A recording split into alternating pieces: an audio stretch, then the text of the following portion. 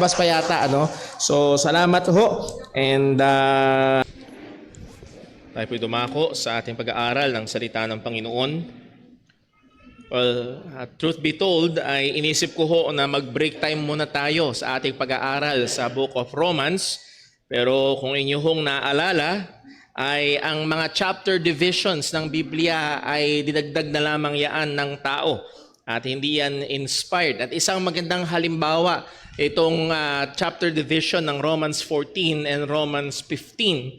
At makikita ho natin na bleeding in sa Romans chapter 15, itong thought ni Apostol Pablo mula sa Romans chapter 14. And I saw it fit na hindi maganda na iputol dahil natapos ang chapter 14, kung hindi kailangan nating ituloy ang ating pag-aaral para hindi mawala yung trail of thought na ating sinusundan na sinasabi at inuutos ni Apostol Pablo sa mga mananampalataya. Well now, isa ho sa mga matinding akusasyon na ginawa sa ating Panginoong Jesucristo at mababasa natin ito sa Gospels ay nung panahon na siya'y nagpalayas minsan ng masamang espiritu, ay sinabi ng mga kritiko ni Jesus, well, kaya siya nakakapagpalayas ng masamang espiritu ay dahil nasa kanya ang prinsipe ng mga demonyo. Sa madaling salita, kaya sila sumusunod kasi nasa kanya yung amo. Okay, mas masamang espiritu at mas high-ranking na masamang espiritu yung daw na kay Kristo. At sinabi ni Jesus sa kanila, ang isang kaharian na nahahati sa kanyang sarili ay hindi matatayo. A kingdom divided in its own will not stand. Now, gusto ko lang hiramin yung larawan na yun na sinabi ni Jesus ay pareho din sa church kapag ang church ay hati. Kapag merong division, may parte-parte sa loob ng iglesia, well, it will not stand. Kung hindi man, ito ay magkakaroon ng matinding epekto sa buhay ng iglesia, sa paglago ng church, at sa paglilingkod ng mga mananampalataya. And as we have been studying, maraming mga paraan na pwede magkaroon ng division sa church. Sa Corinto, iba ang dahilan. Sa Philippians, may ibang dahilan. At gayon din naman dito sa Romans chapter 14, though hindi pa napunta doon si Apostol Pablo, ay alam niya na at ina-assume niya na itong bagay na ito ay kung hindi man meron, ay maaaring mag-exist sa loob ng church at Rome at nagbibigay na agad siya ng instruction sa kanila kung paano kakaharapin ito. And yung division na ito is between weaker and stronger Christians. Mga mananampalataya na may kahinaan at mga mananampalataya na may kalakasan. At anong panganib? Yung mga mananampalatayang may kalakasan ay pwedeng i-despise or baliwalain yung mga mananampalataya na may kahinaan. At yung mga mananampalataya na may kahinaan ay pwedeng i-judge yung mga mananampalataya na may kalakasan at para maiwasan ang hati na ito sa loob ng iglesia ay nagbigay ng mga instruksyon at mga katotohanan si Apostol Pablo kung paano nila i-handle ito. At dito matatapos yung treatment ni Apostol Pablo and he gave one chapter and almost a third ng chapter 15 just to treat this issue na maaaring matindi ang maging epekto sa loob ng church. And this is our message this morning. The clear example of Christ must push us to strive to receive and minister to one another for the glory of God. Ang maliwanag na ehemplo ni Kristo ay dapat magtulak sa atin para tayo magsumikap na tanggapin at maglingkod sa isa't isa para sa kaluwalhatian ng Diyos. Bago tayo magpatuloy, tayo muna ay manalangin. Pagdalaming Diyos sa aming Ama sa langit, salamat po sa patuloy mong gabay, patuloy mong pagtuturo at ngayon, O Diyos, sa aming pong panahon ng pag-aaral ng iyong salita, Lord, nawa hindi ang tinig ng tao, kundi ang katotohanan mo ang marinig, sapagkat ang katotohanan mo ang magpapalaya. Katotohanan mo ang magpapabanal sa iyong mga mananampalataya. At Lord, wala kaming ibang desire kundi maluwalhati ka. Tulungan mo nawa ako bilang mangangaral at tulungan mo po ang bawat isang makikinig. At lalo't higit, O Diyos, mahabag ka sa mga wala pa sa pananampalataya kay Kristo. At lahat ng ito, O Diyos, ay mauwi sa kaluwalhatian mo. Dalangin na ito sa ngalan ng aming Panginoong Jesus. Amen. Mabilis na review lamang po. Again, it is noteworthy to notice ang amount ng time ni ibinigay ni Apostol Pablo para paalalahanan ng mga Kristiyano dito sa Rome patungkol sa issue ng pagkakahati ng mga Kristiyano na dapat nilang tanggapin ang isa't isa, as we have studied sa chapter 14 verse 1. Anong sabi sa chapter 14 verse 1? Him that is weak in faith, what? Receive ye. So doon at lahat ng susunod na sasabihin ni Apostol Pablo ay mga rason at mga katotohanan kung bakit kailangang tanggapin at hindi dapat magkaroon ng pagkakahati sa loob ng iglesia with regards sa spiritual maturity ng mananampalataya. So muli, napakahalaga na magkaroon ng pagkakaisa. And if the church is to stand, believers must be united. Ang mga mananampalataya sa loob ng iglesia ay kailangan magkaroon ng pagkakaisa kahit na magkakaiba ng level sa paglago sa pananampalataya. And as we have seen, maaaring may iba't ibang kultura na pinagkalakihan. And for the last 5 Sundays ng ating pag-aaral, nakita natin going through chapter 14 ng Romans ay nagbigay ng mga instructions at dahilan si Apostol Pablo patungkol sa bagay na ito. At mabilis lamang, let me just mention for us to remember. Sa chapter 14 verse 3, bakit kailangan tanggapin ang isa't isa? For God hath received him. Dahil sapagkat siya tinanggap ng Diyos. Kapag ang isang tao ay totoong naging Kristiyano, nanampalataya sa Ebanghelyo, tinanggap siya ng Panginoon with all his immaturities and maaaring cultural baggages. At ano ang kailangan natin gawin? Kailangan din natin tanggapin. Hindi lamang yun. Verse 4, God is able to make him stand. Ang Diyos ang magpapreserve sa kanya na siya ay magpapatuloy. Verse number 8, we are the Lord's. Ang sabi ni Pablo, whether we live or die, we are the Lord's. Yung mahinang Kristiyano, sa Panginoon yan. Yung malakas na Kristiyano, sa Panginoon din yan. So hindi dapat i-despise ng malakas yung mahina at hindi dapat hatulan ng mahina yung malakas. Bakit? Tayong lahat ay sa Panginoon. And then verse number 10, bakit kailangan tanggapin ng isa't isa? Ang sabi ni Pablo, for we shall all stand before the judgment seat of Christ. Huwag nating ubusin ang ating oras para hatulan ng bawat isa at ating tingnan na ang Diyos ang hahatol. Ang Diyos ang hahatol. Again, ang pinag-uusapan natin dito ay hindi yung mga katotohanan ng salita ng Diyos, hindi natin i-compromise yun, hindi natin pinag-uusapan dito ang mga kasalanan or morality, hindi natin i-compromise yun. Ang pangunahing kinukonsider dito ay yung maturity or the lack thereof, yung pagiging mature ng isang Kristiyano or kakulangan sa maturity. Yung kaalaman ng isang Kristiyano or maaaring meron pang totoong Kristiyano pero kulang siya sa paglago sa kaalaman at aplikasyon nito. At pwede itong magdulot ng pagkakahati sa loob ng iglesia. And from chapter 14 verses 13 to 23, natapos tayo last Sunday, binigyan natin ng pansin ang dalawang mahalagang prioridad. Ang una, ang prioridad ng pagmamahal kaysa sa kalayaan. Yes, malaya kang kumain ng mga bagay na ito, pero kailangan mong iprioridad ang pagmamahal mo sa kapatiran. Na huwag kang maglagay ng anuman na ikatitisod ng iba.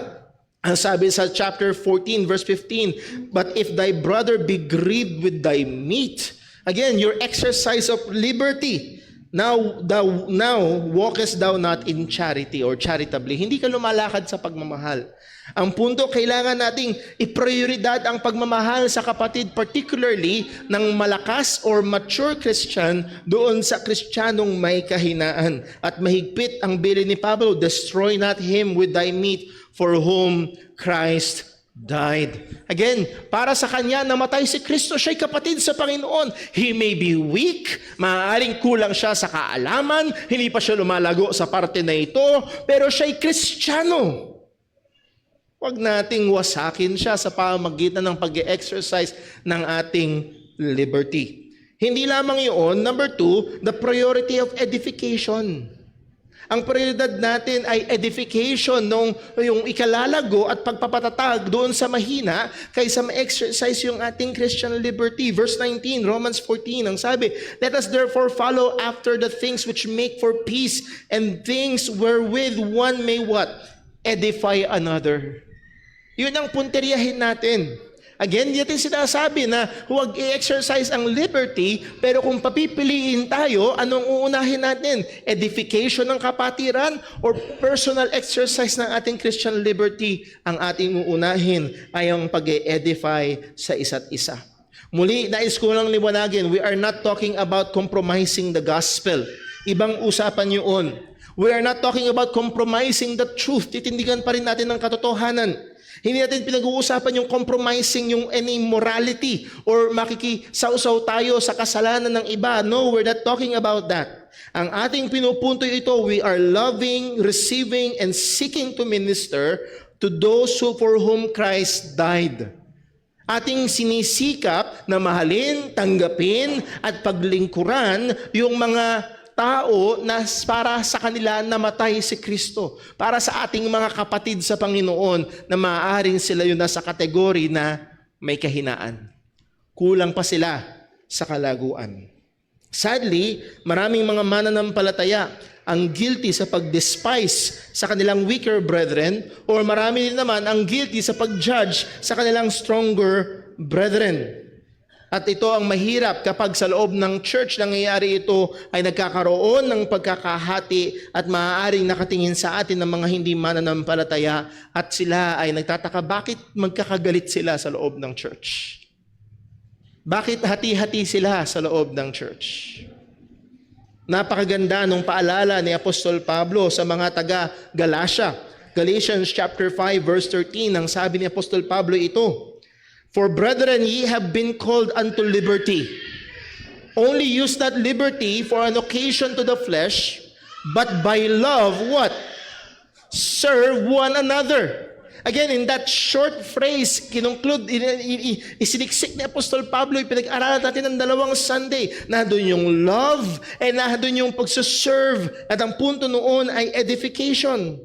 Verse number 14, for all the law is fulfilled in one word, even this, thou shalt love thy neighbor as thyself. But in kontra sa pagmamahal, ang sabi niya, verse 15, Galatians 5, but if ye bite and devour one another, nagkakagatan kayo, naghahatulan kayo sa isa't isa, nagdi-despise kayo sa isa't isa, take heed that ye be not consumed one of another. Kayo ang magsisiraan. Kayo ang magkakahati-hati. Again, kailangan nating bantayan ito. And we can spend our time to name issues upon issues upon issues na kung saan maraming mga Kristiyano na hati. Muli, I'm not saying na i-compromise natin ang katotohanan. But what I'm saying is, okay, yung bang kausap ko, napakahalaga na identify, yung bang kausap ko ay kapatid ko sa pananampalataya. Okay? Kristiyano ba ito? And then kung siya'y Kristiyano, okay, baka meron kaming pagkakaiba. Baka kulang pa siya sa pagkaunawa. Baka meron pa siyang hindi naiintindihan sa ilang mga doktrina. Anong kailangan kong gawin kung ako ang nahado sa kategorya ng stronger Christian? Sa pagkakataon na yon, I must receive and walk in love and aim for edification.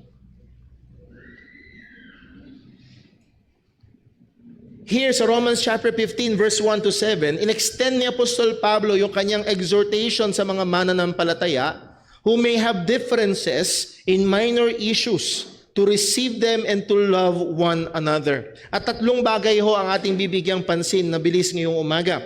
Number 1, our duty as brethren, ang ating katungkulan bilang mga mananampalataya. Number 2, our example in Christ, yung halimbawa ni Kristo para sa atin. And then pangatlo, our pursuit of God's glory. Ang ating punteriya ng kaluwalhatian o para maluwalhati ang Diyos. So una, our duty as brethren. Romans chapter 15, verse 1. Ano po ang sabi? We then that are strong ought to bear the infirmities of the weak and not to please ourselves. Sa English Standard Version, ang translation na ito, we who are strong have an obligation. We ought, dapat, obligasyon natin ito to bear with the failings of the weak and not to please ourselves. Muli, take note, patuloy na ina-identify ni Apostol Pablo ang kanyang sarili sa kategorya na bahagi siya ng strong Christians. We that are strong. Now, hindi ito pagyayabang. Ako'y malagong Kristiyano. Ako'y malakas na Kristiyano. This is objectively speaking. Again, kung naalala niyo, titignan natin yung halimbawa sa 1 Corinthians chapter 8. Ang binigay na halimbawa ni Pablo ay sa mga Diyos-Diyosan. Ito ang katotohanan. Meron lang iisang Diyos at ang mga Diyos-Diyosan ay wala. So, yung mga pagkain ay ialay sa harapan ng Diyos-Diyosan, may mangyayari ba doon sa pagkain? Wala. Kasi wala naman talagang ibang Diyos. Ito ang sabi ni Pablo, hindi lahat ay may ganitong kaalaman.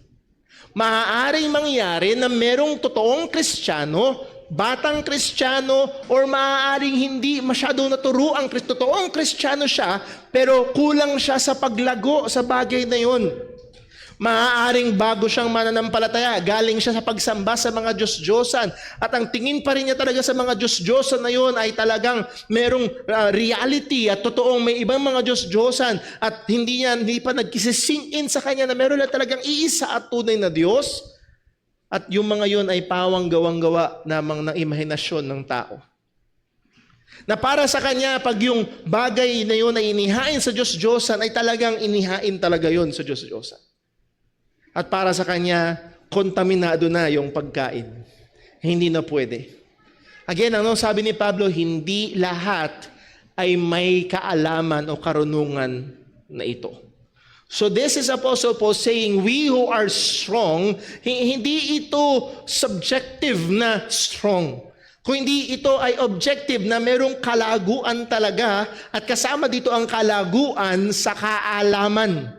Lahat tayo ay nasa journey ng paglago sa kaalaman. Si Brother Paul patuloy pa rin na natututo. Patuloy pa rin na nalalaman ang mga bagay patungkol sa salita ng Diyos, sa katangian Diyos, mga katotohanan ng Panginoon. May mga bagay ako na pinaniniwalaan noon na hindi ko na pinaniniwalaan ngayon. Lumalago tayo sa pananampalataya. At kung sa biyaya ng Diyos ay mas marami ka nang nalaman. Mas natuto ka na, mas lumago ka na sa knowledge and application of that knowledge, you may be kasama ni Apostol Pablo na nahando sa kategorya na strong. Okay? Maaaring may kalakasan ka na. Anong obligasyon ng may kalakasan? Ang sabi ni Apostol Pablo, we then that are strong ought or have the obligation to bear the infirmities of the weak. May obligasyon tayo. Meron tayong duty na ating i-bear, na ating buhatin yung kahinaan ng iba. Bakit? Well, kung inyong naaalala, ang mga mananampalataya na naunawaan na yung liberty nila kay Kristo ay nasa isang blessed na kalagayan. Balikan lang natin sa Romans 14 verse number 22. Romans 14 verse 22, nung sabi ni Pablo, hast thou faith? Again, yung faith dito ay hindi lang basta pananampalatayang ini-exercise, kundi knowledge. Alam mo, natuto ka, at lumalago ka sa pananampalataya. Ang sabi niya, hast thou faith? Have it to thyself before God. That is, alam mo, may liberty ka kay Kristo na pwede mong kainin yung mga pagkain na yan. Have it to thyself before God. At ang sabi ni Pablo, happy is he. Or that word happy in another translation is blessed. Actually, pag binasa nyo sa Matthew chapter 5, doon sa Sermon on the Mount, blessed is the man, blessed, blessed. That is, can be translated happy, happy.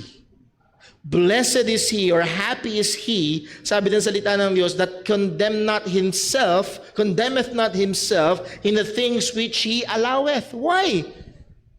Ikaw na Kristiyano na malago, malakas, naunawaan mo yung liberty kay Kristo, you're blessed, bro. You're blessed, sis. Na kaya mong igawin yung mga ito na okay sa'yo. Napapasalamatan mo ang Diyos. Naluluwalhati mo ang Diyos na pwede mong, again, for example, isang ang Hudyo at isang pagano na parehong naging Kristiyano. At maaaring yung Hudyo na naging Kristiyano, meron pa ring baggage na hindi, bawal pa rin kumain ng baboy eh.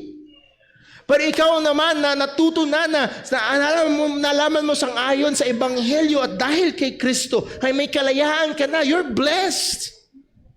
That you can eat lechon for the glory of God. Ako niyo ho. Pero yung Kristiyanong may kahinaan, ang sabi ni Pablo sa verse number 23, Romans 14, and he that doubteth is damned if he eat. Yun yung kalagayan niya. Yung may pag-aalinlangan, may kakulangan sa paglago, sa aspeto na, kapatid siya sa Panginoon, ha? Kapatid siya sa Panginoon, pero may kakulangan siya sa paglago, sa aspeto na yon, pag kumain siya, he is damned. He is damaged, sa tingin niya, siya ay nagkakasala at nasa hindi magandang kalagayan because he eateth not of faith and whatsoever is not of faith is sin. That's why mga kapatid muli, sa ating mga mananampalataya na nahandoon yung kalakasan, we ought. We who are in that blessed state, we ought to bear the infirmities, yung kahinaan. Again, hindi ito tolerate ang kasalanan, hindi ko compromise ang katotohanan, pero hindi babaliwalain yung mahinang kapatiran. Pag miministeryuhan, tutulungan. That word bear, bastazo sa Greek, ibig sabihin to take up, to carry, or to support. Atin silang tutulungan, atin silang gagabayan. Sa Romans chapter 14 verse 1, i-receive natin sila. Sa Romans chapter 14 verse 3, hindi natin sila i-despise. Sa Romans 14 verse number 13, ating sisikapin na hindi maglalagay ng anumang bagay na kanilang kakatisuran at kakahulog sa kasalanan. Romans 14 verse 19, let us therefore who follow after these things which make for peace and things wherewith one may edify another. Ating sisikapin na mapanatili ang kapayapaan at pipiliin ang mga bagay na magpapatibay, magpapalakas. That's what we ought to do. That's how we bear the weakness of our weak brother. At dinagdag pa ni Apostol Pablo bilang babala sa verse number 1, we then that are strong ought to bear the infirmities of the weak. At ang sabi niya, hindi lang yun, and not to please ourselves. Mga kapatid, ine-expose nito ang malaking danger na merong danger sa magkabilang side. Here is Christian liberty sa gitna. May danger dito sa kahinaan na maging legalistic.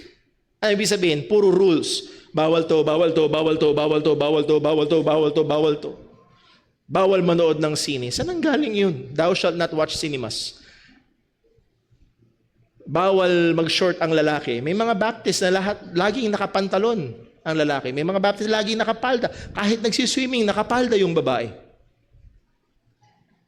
So muli, ang nagiging tendency ng Kristiyano na may kahinaan ay maging legalistic. Gumawa ng napakaraming rules. Pero at the same side, so ito yung Christian liberty, may tendency at may danger na maging legalistic. Pero at the same side, sa kabilang side, ay meron din namang danger.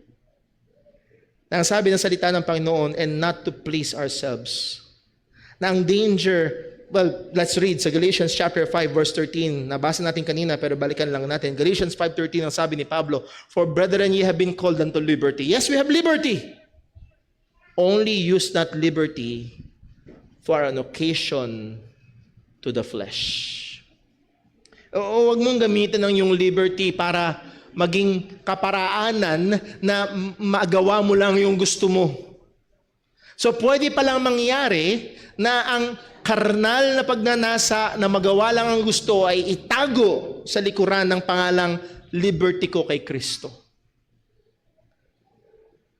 So anong sabi ni Apostol Pablo sa mga mananampalataya? Balikan natin sa Romans 5 verse 1, we then that are strong ought to bear the infirmities of the weak and not to please ourselves.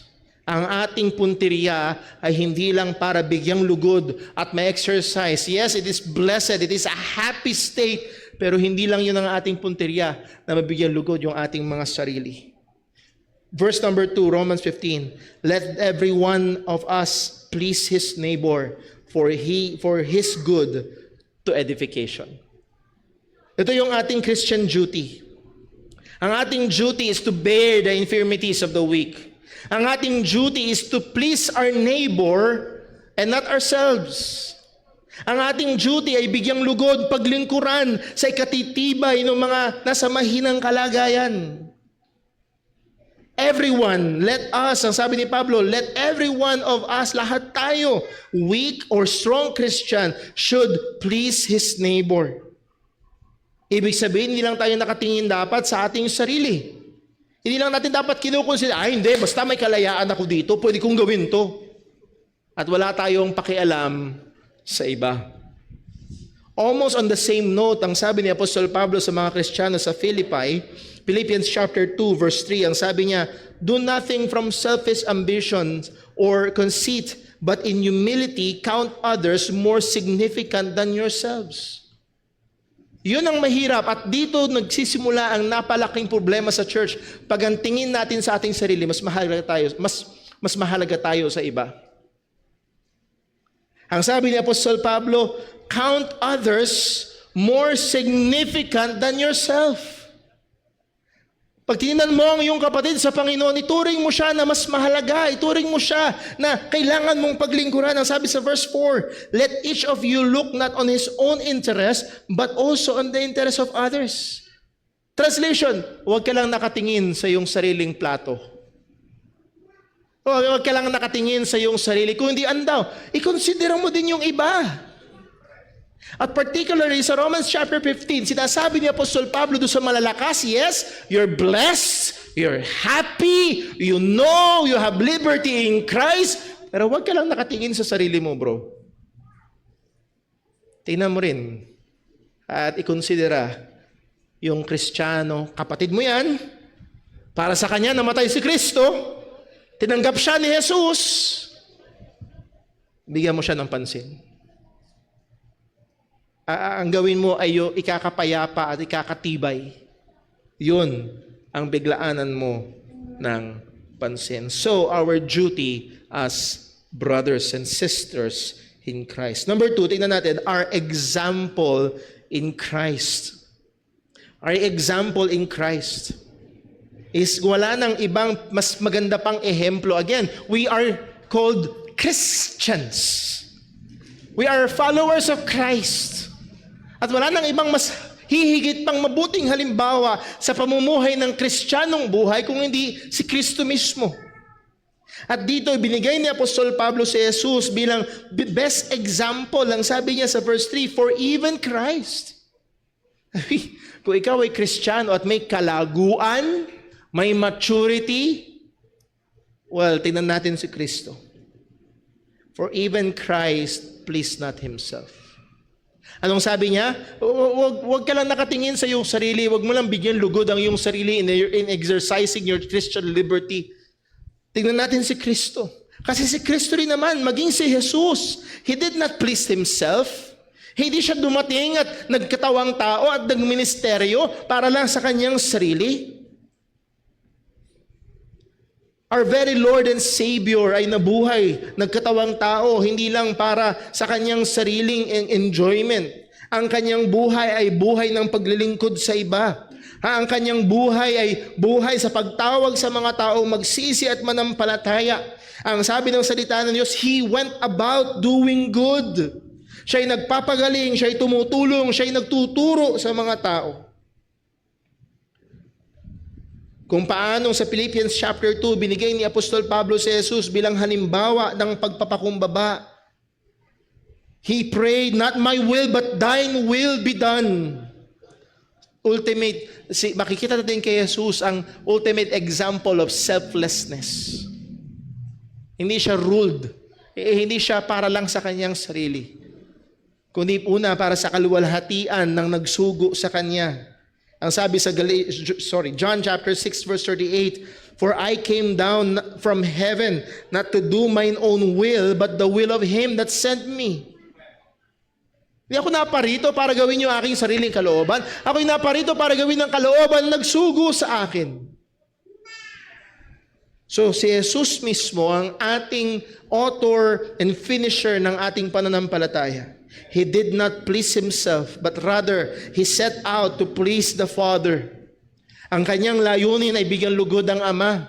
At siya'y nagministeryo para sa pakapakinabangan ng iba.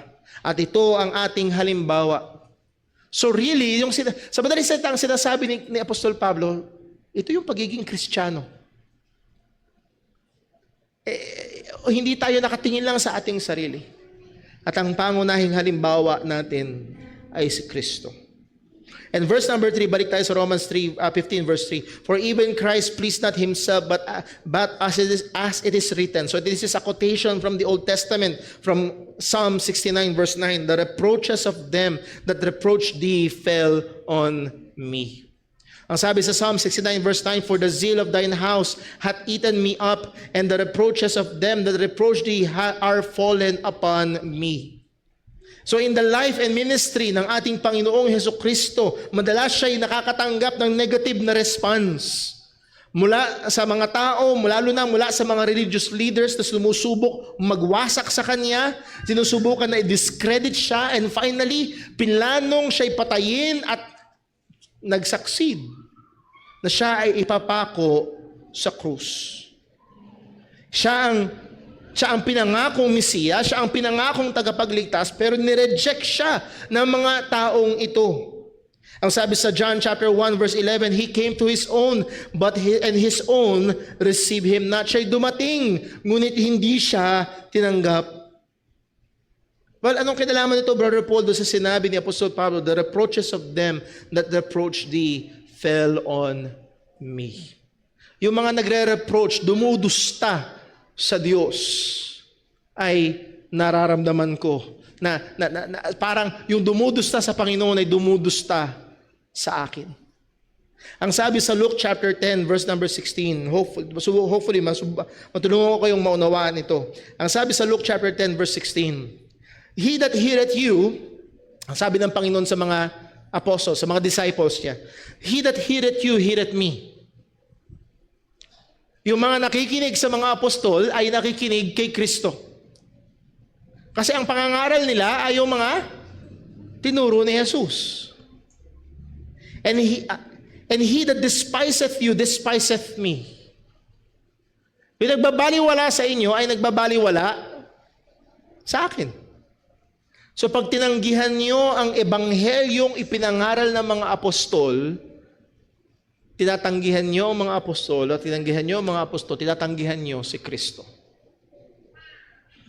At hindi lang yun, and he that despiseth me, despiseth him that sent me. Pag tinanggihan mo ang ebanghelyong pinapangaral ng mga apostol, tinanggihan mo si Kristo, at pag tinanggihan mo si Kristo, tinanggihan mo ang nagsugo sa Kanya. Tinatanggihan mo ang Diyos mismo. So those that reject Jesus ultimately is rejecting the Father. And their despising of Christ is ultimately the despising of the Father. At maliwanag yun kay Jesus, na yung hindi tumatanggap sa Kanya ay hindi tinatanggap ang Ama. At ang sabi, those who despise the Father, yung pagdidespise nila sa Ama, fell on Christ. Nararamdaman niya. Our calling is to be like Jesus Christ, who endured the worst men could do. Ang ating panawagan ay maging kagaya ni Kristo, na tiisin at i-endure yung mga ginawa ng mga tao pag-despise sa Kanya in order to please the Father and in order to win our salvation. Yes, maaaring may mga differences. Yes, it may cause us to limit or not to be able to enjoy our liberty as much as we want. But we must look to Christ. Kailangan natin tumingin sa Kanya. How much He endured for our good. Kung paanong siya ay nagtiis para sa ating kabubuti, ano bang tiisin natin? na hindi natin ma-exercise pansamantala yung ating liberty sa ikabubuti ng iba. So muli, dapat sundin natin ang halimbawa ng ating Panginoon. Verse number 4, Romans 15, for whatsoever things were written aforetime were written for our learning, that through patience and comfort of the Scripture might have hope. Again, wala tayong oras para to truly unpack at pwede tayong magkaroon ng hiwalay na pag-aaral mismo dito sa verse na ito. Nevertheless, ang sinasabi ni Apostol Pablo dito, kung paano nag-quote siya sa Psalm 69 at meron yung application sa buhay ng mga mananampalataya, sinasabi niya in general, for whatsoever things were written aforetime, and that is particularly the Old Testament, yung mga sinulat sa lumang tipan were written for our learning. Matututo tayo. Merong benefit. Lalago tayo. Matututo tayo at magkakaroon tayo ng pag-unlad sa pananampalataya. That we, tayong mga Kristiyano, through patience and comfort of the Scriptures, sa pamamagitan ng pagtitiis, sa pamamagitan ng comfort o kaaliwan of the Scriptures or from the Scriptures, mula sa mga katotohanan ng salita ng Diyos, particularly sa lumang tipan na ating napag-aaralan at pwedeng mabasa at mapag-aralan, we might have hope. So again mga kapatid, maaaring, hindi ko alam kung nasaan na kayo sa inyong Bible reading, pero maaari at kung kayo'y kagaya ko, nahandoon madalas yung napakatinding challenge sa pagbabasa ng lumang tipan. Lalo na kapag nahandoon na kayo sa this begat this, and this begat this, and this begat this, and this lived this many long, and begat this, and died. Be patient. Meron tayong matututunan. Merong kaaliwan na nanggagaling sa salita ng Panginoon. So push through.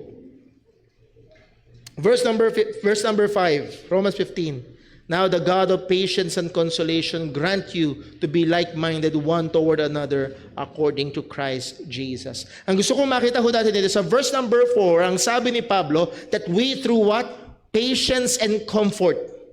At yung Greek word ng patience and comfort ay pareho ng Greek word sa verse 5, and the God of patience and consolation, or it's also pareho ng Greek word parakletos or parakleto, hindi parakletos, pronoun yun.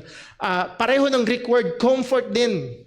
So yung God of the Scripture, yung pag binasa mo ang Scripture and you are comforted, pag binasa mo ang Scripture and you are given a taught patience, natututo ka at lumalago ka, ang Diyos ng Biblia, ang Diyos ng Scripture, ang siyang gumagawa sa iyo. At sa verse 5, ang sabi na, the God of patience and consolation, what? Grant you to be like-minded one toward another according to Christ Jesus. Gusto ko lang i-highlight yung word na grant. At madalas ito'y nami-miss ng marami. Ay ibig sabihin ng word to grant is to give, to bestow, or to supply. Dito makikita ho natin ang maliwanag na katotohanan na pagdating sa ating kabanalan, yes, we are called to go to the Scripture, to study the Scripture, na tayo'y manalangin, tayo inuutusan na lumago sa ating pananampalataya at kaalaman. Pero at the same time, nasa Diyos ang pagbibigay ng biyaya. Ang tawag nga again ni John Piper dito is diligent dependence. Magsipag ka sa Bible reading, magsipag ka sa Bible study, magsipag ka sa Bible meditation. Purihin ng Diyos, maganda yon, tama yon, pero liban na ibigay ng Diyos. Walang magiging paglago. Alam niyo kung anong napakaganda rito? Pipigilan tayo nitong maging mayabang. Tama? Nagbabasa kasi ako araw-araw ng Bible. Nagme-meditate kasi ako araw-araw. Consistent kasi ako sa Christian discipline ko. Kaya, strong Christian to, bro. It's up to God. Any growth, any maturity, anumang paglago, anumang maturity natin, kung sakali man sa biyaya ng Diyos, mas natututo tayo, mas nauunawaan natin, mas lumalalim tayo. Praise God. Kung nagbabasa ka ng Bible, nag-aaral ka, nagbabasa ka pa ng theology books at natututo ka, well, praise the Lord. Because He is the one who grants. Now, the God of patience and consolation grant you. Pinapakita nito na tayo tunay na dependent sa Panginoon. Na kailangan natin hingin sa Kanya. Ano daw? To be like-minded one toward another according to Christ Jesus. Nandun yung ating unity. Nandun yung ating pagkakaisa. At muli, ito ay base sa ating Panginoong Hesukristo. Muli, we will have differences. Maaari magkaiba tayo ng basketball team, maaari magkaiba tayo ng favorite na dish, maaari magkaiba tayo, merong night person, morning person, merong magkakaiba sa loob ng church. But our unity is based upon Christ.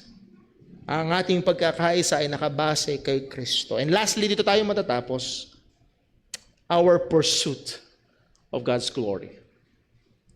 Hindi lamang tayo hindi tayo pragmatic lang. Well, para umunlad ang church, kailangan magkaisa. Tama yun. Para tumatag ang church, kailangan magkaisa. Tama yun. Pero hindi lang yun. Ang ating punteriya ay ang kaluwalhatian ng Diyos. Nasabi ni Pablo sa verse 6, that ye may with one mind and one mouth, what? Glorify God. Yes, maaaring one exalted one day in a week. Yung isa, tinatradong pare-pareho ang araw. But these two Christians, weak and strong, can have one mouth in glorifying God. Maaaring merong ilan bagay sa theology na maaaring pagkakaiba. At maaaring dahil kulang pa sa kalaguan yung isang kapatid natin. But kailangan at napakaganda na meron tayong pagkakaisa sa isip at sa ating mga bibig na luwalhatiin ang Diyos. Yun ang ating punteriya. Ang maluwalhati ang Panginoon. Hindi lamang pragmatic si Apostol Pablo na kailangan lang ingatan ng testimony ng church. Pero yes, kailangan. Pero hindi lamang yun. Merong mas mataas pa. Ang instructions niya sa mga malalakas na Kristiyano na tanggapin at pagministeryuhan ng mahihina, ang instruction niya sa mahihinang Kristiyano na huwag hatulan ang mga malalakas at lalo pang lumago sa pananampalataya ay hindi lang basta napaka-practical, kung hindi ito ay para maluwalhati ang Diyos. Kaya nga, sabi niya sa verse number 7, wherefore receive ye one another. Balik siya ulit sa chapter 14 verse 1. Receive. May mahina, merong malakas, merong pagkakaiba sa mga ilang mga bagay, at maaaring kakulangan pa sa paglago, sa kaalaman. We must receive one another. Paano? As Christ also received us. Kung ikaw ay malakas na Kristiyano, tinanggap ka ni Kristo hindi dahil malakas tayo. Tinanggap tayo ni Jesus. Lahat tayo. Nung tayo ay nasa kahinaan. Nung nanampalataya tayo sa Ebanghelyo, wala pa tayo halos alam sa theology, sa Reformation, at sa kung ano-ano pa. As baby Christians, tinanggap tayo ni Kristo. Nung nampalataya tayo sa Ebanghelyo. Wherefore, receive ye one another as Christ also received us. Again, ano ang lundo? To the glory of God. Muli paalala, I'm not promoting mediocrity. Na manatili tayo sa kahinaan. Sana ho, hindi yun ang inyong naririnig. Yes, may malakas, merong mahina. Hindi hahatulan ng mahina yung malakas. At hindi ibabaliwalain ng malakas yung mahina. Pero magmiministeryo yung malakas sa mahina. At yung mahina ay dapat magsumikap na lumago sa pananampalataya. At maingatan yung pagkakaisa sa loob ng iglesia. At ang mahina at malakas ay parehong magbibigay papuri sa Diyos. At ang walang ibang pinakamagandang halimbawa dito, kundi ang ating Panginoong Hesukristo. Let us pray. Panginoon naming Diyos, aming Ama sa langit, salamat po. Salamat sa halimbawa ng aming Panginoong Hesus. At salamat, O Diyos, na maaari, oo, dapat naming pagsumikapan bilang isang iglesia. Na yes, sa church na ito, Panginoon, ay maaaring nahando ng mga mananampalataya na may kalaguan, may kalakasan, may mas maraming kaalaman sa iyong salita. Lord, wag nawa itong magdulot ng kayabangan. At wag nawa itong magdulot ng pagiging makasarili. Kundi, O Diyos, turuan at gabayan mo na magbigay pansin sa mga mahihina at magministeryo at gabayan at tumulong sa mga nahandon sa kahinaan sa pananampalataya. At Lord, gayon din naman ang mga maaaring mga mananampalataya na naririto na natututo pa lamang, nagsisimula pa lamang lumakad sa buhay Kristiyano. Nagsisimula pa lamang matuto sa mga katotohanan ng iyong salita. O Diyos, naway magpursige na lumago. At nawa, Panginoon, ay patuloy na ibigay ang kanilang sarili sa pagkatuto sa iyong salita, sa pag-aaral nito. At Lord, salamat sapagkat alam namin na Ikaw ang Diyos na soberano, na maging sa aming pong paglago, ito ay nakasalalay sa biyaya mo. O Diyos, ingatan mo po ang iyong iglesia. Tulungan mo kami magkaisa para sa kaluwalhatian ng iyong pangalan. Tulungan mo kami maglingkuran sa isa't isa, magmahalan sa isa't isa bilang yung mga tinanggap, bilang yung mga mananampalataya. Ingatan mo kami at tulungan mo kami na may apply ang mga katotohanan ito sa aming mga buhay, lalo na bilang isang iglesia. At lahat ng ito'y dalangin namin sa ngalan ng aming Panginoong Hesukristo. Amen.